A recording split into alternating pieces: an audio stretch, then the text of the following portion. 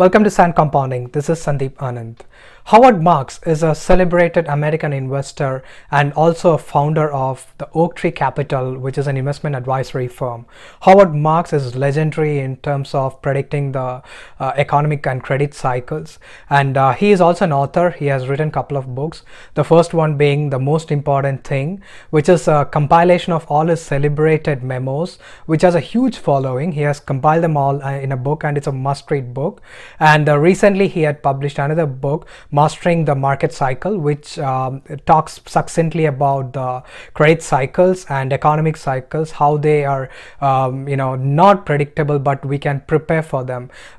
This concept of this book is, you cannot predict the cycles really so aptly, but you can prepare for the economic cycles, whether it's upside or downside.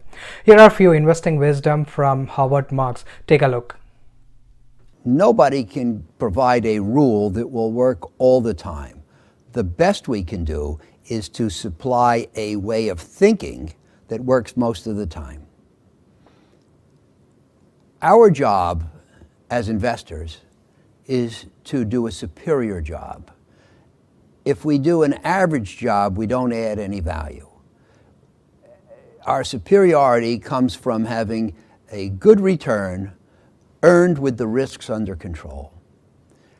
Superior investing, that's what it's all about. Everything that an investor does falls under one of two headings.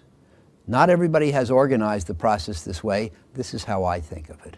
Number one, asset selection, owning more of the things that do well and less of the things that do poorly.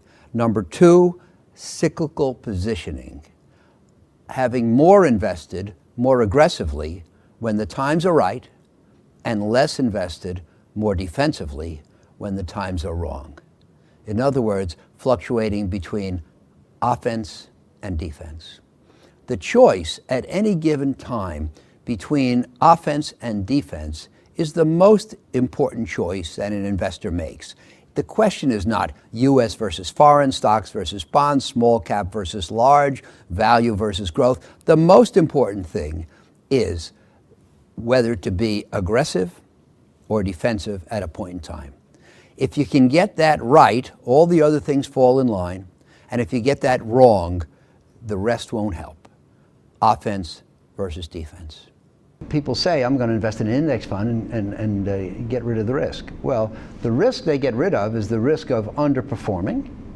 Of course, the price of giving up the risk of underperforming is giving up the risk of overperforming. But let's say that's fine. They still retain significant risk, because every time, if an index fund is guaranteed to emulate the market, then every time the market goes down, the index fund investor will lose money.